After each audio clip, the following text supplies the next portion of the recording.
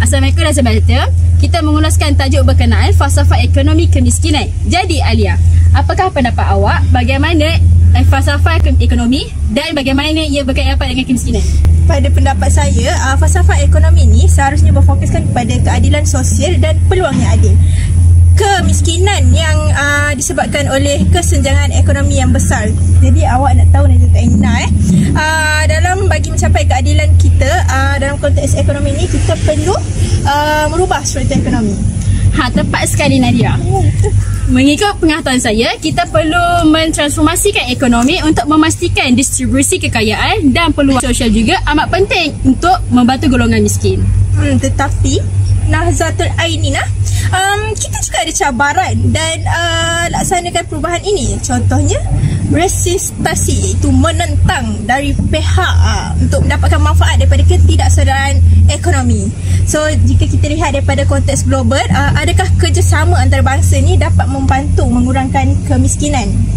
Demikian, pastinya kerjasama antarabangsa boleh bawa kepada pertukaran idea dan sumber untuk menyokong pembangunan ekonomi yang inklusif di seluruh dunia. Faham? Jadi cukuplah sampai dekat sini saja Nazatul Ainina penerangan awak serta saya. Mari kita lihat beberapa penerangan ekonomi dari skop konteks antarabangsa. Sekian daripada saya, Alia Nadira.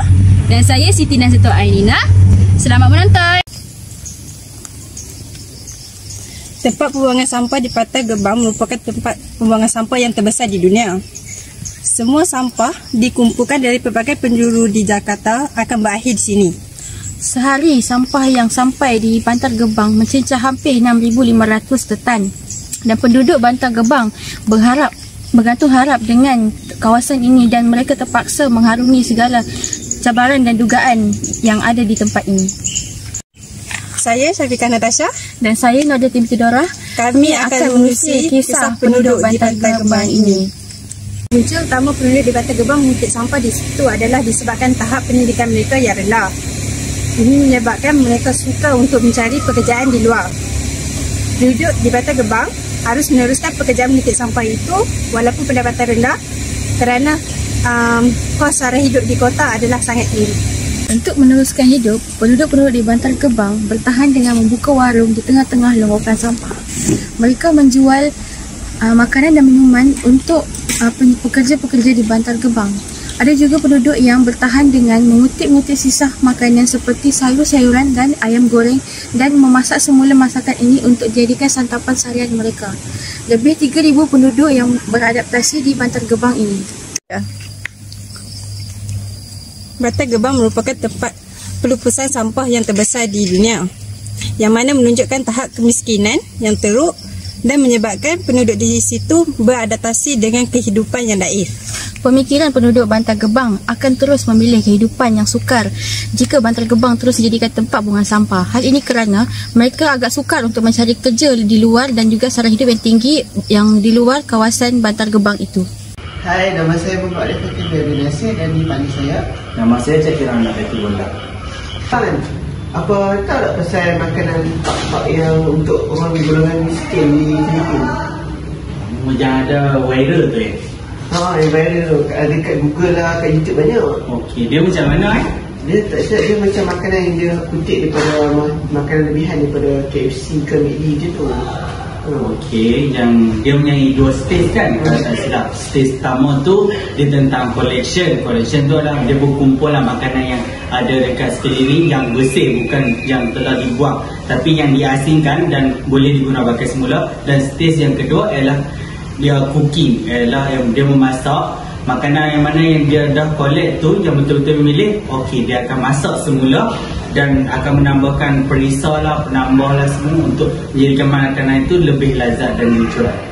Jadi lepas tu dia jual tu dekat golongan miskin je lah. Dia lepas 10 sen untuk satu mangkuk sahaja. Jadi macam kita betul bersyukur lah negara kita tak miskin sampai tahap macam tu lagi. Jadi kita boleh kawal lagi inflasi negara kita. Betul, ekonomi negara kita dibandingkan dengan ekonomi negara lain, kita masih stabil walaupun dilanda dengan pandemik COVID. Okay, terima kasih. Nama saya Sherwin. Nama saya Aiman. Topik utama kita kemiskinan. dan kami memilih Hong Kong sebagai topik kami pada hari ini. Aiman tahu tak apa itu coffee house? Ya, saya tahu. Sebabkan ekonomi di Hong Kong meningkat, maka kos rumah juga meningkat. Oleh sebab itu, orang yang tidak mampu akan terima hakikat, dan disebabkan itu jugalah terwujudnya coffee house. Berapa ramai yang akan tinggal dalam satu rumah kopi? Menurut kajian daripada seorang pelajar Universiti Hong Kong, terdapat beberapa bangunan yang menempatkan 6 kali ganda bilangan orang yang mereka asalnya direka bentuk. Apakah akibat tinggal dalam coffee house ni? Boleh. Ini akan mengakibatkan punca wabak penyakit meningkat, dan juga dia berpotensi kejadian pembakaran berlaku oleh disebabkan terlampau ramai dalam satu rumah. Okay, sekian daripada kami. Saya Hai, saya Fahmi dan saya Afak. Kami akan membincangkan tentang kemiskinan ekonomi dalam Malaysia. Kemiskinan ekonomi di Malaysia, bagaimana hendak menilainya? Garis kemiskinan negara kita terlampau rendah dan tidak selari dengan kos kehidupan seharian. Garis kemiskinan negara kita sebelum ini adalah pada paras RM980. Kesilapan negara kita ialah kita lambat dalam mengukur kadar kemiskinan semasa dan masih menggunakan yang lama setelah diteliti dan dikaji sendiri oleh jabatan-jabatan yang terlibat. Paras garis kemiskinan melonjak naik pada paras RM2,208 sebulan. Paras garis kemiskinan ini amatlah jauh berbeza dari sebelum ini dan menyebabkan pertambahan golongan dalam garis ini. Pada kita tengok tadi graf-graf apa semua tu, daripada situlah wujudnya jurang ekonomi tu. Perubahan keadaan semasa ataupun kita dikenali sebagai ekonomi semasa ni, contoh yang kita boleh ambil Roti Gardenia tu RM7 tapi dah ni tengok harga apa, naik 2, naik 6 pun ada kan, duit baik apa semua tu. Perbezaan tu ada, tapi gaji dia tu rendah dengan RM1,500 yang lari tu. Tapi orang kita ni, orang kata apa, kena buat 2 kerja lah. Contoh tadi apa, RM1,500. Kalau kita nak bagi RM1,500, rumah RM500, kereta RM400, minyak kereta RM200. So ada lagi RM400. Macam mana kita nak apa, orang tak nak survive dengan keadaan ekonomi yang macam ni. Tuan perasaan tak? Sejak kebelakangan ni, kerajaan kita dia banyak push orang kata program-program perniagaan. Sebab apa? Sebab kunci kita punya ni tu dekat sini. Perniagaan ni kita boleh panggil dia duit ataupun pendapatan pasif. Aktif tu ialah bekerja tu sebagai apa yang kita kerja yang gaji RM1,500 tadi tu. So kerajaan melihat perniagaan ni akan orang kata apa, membantu rakyat keluar daripada kemiskinan. Kita mesti ada tim yang pasukan yang mempunyai experience dan kompeten untuk melihat apa benda, which part that we need to go and realign back our economy to make sure that it will benefit long term. Bagaimanapun, untuk melaksanakan dasar-dasar yang kurang popular, kerajaan perlu mendapatkan kepercayaan rakyat sepenuhnya.